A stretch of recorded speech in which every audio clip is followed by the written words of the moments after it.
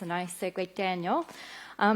You have built a business based on tourism, and so that inbound route must be very important to you. Can you tell us a bit about how you have built your farming agritourism operation?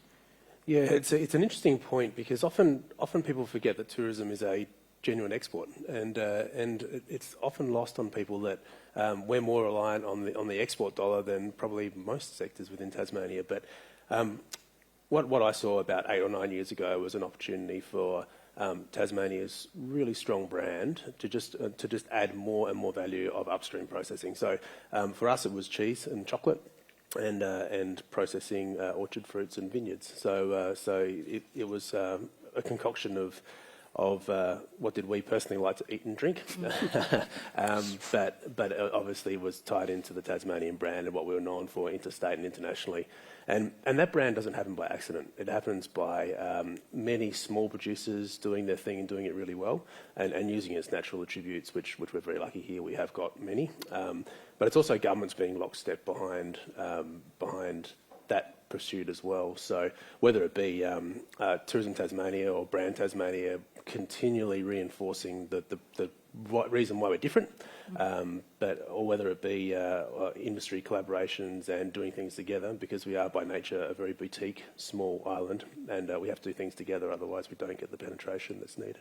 Fantastic. Now, have there been any hiccups along your journey? I mean, you have capitalized on the brand, which we'll come back to again, but in terms of barriers to growth, what have been the main things that you feel have held you back from reaching a full potential of what your business can deliver?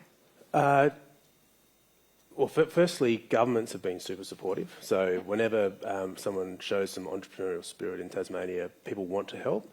But unfortunately, one arm doesn't talk to the other arm very well. So the barrier has been in government regulation. There are still significant barriers for anyone that enters in the agritourism or agri space that wants to value brand. What sort of...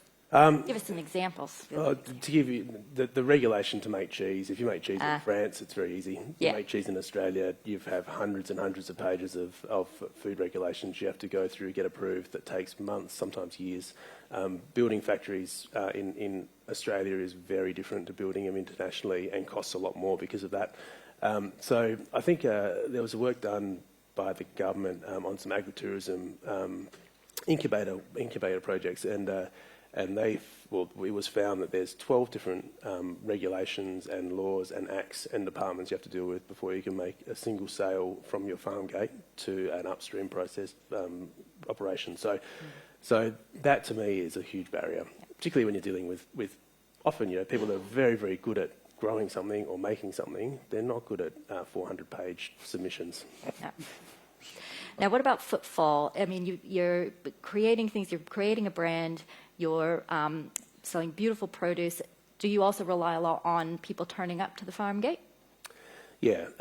For us, it's about vertical integration. So it's about people coming to Tasmania, becoming true advocates of what they experience here, and then repurchasing it when they get home. So our strategy is get people through the door, see it, touch it, feel it, see that they're real people, that they actually touched by hand, and then when they go home, they can either purchase it through the different sales channels. So it works well for us, but that in itself is a significant investment for a barrier to entry, because it does cost a lot of money to have good quality facilities for people to see.